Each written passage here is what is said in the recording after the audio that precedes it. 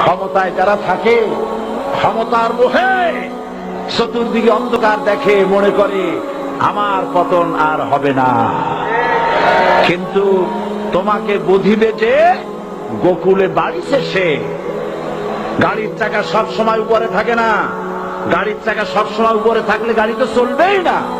গাড়ির চাকা ঘোরে বলেই তো গাড়ি চলে। সুতরাং এই উপরে তোমার চাকা উপরে এখন আছে বলে, তোমার দলের চাকা উপরে আছে বলে যারা মানুষের উপরে জুলুম করছো, আলেমদেরকে ধরতেছো, মুসল্লিদেরকে ধরে ধরে জেলে ঢুকাচ্ছ, সময় আসবে এমন ইন্দুরের কষ্ট অপমানতার জন্য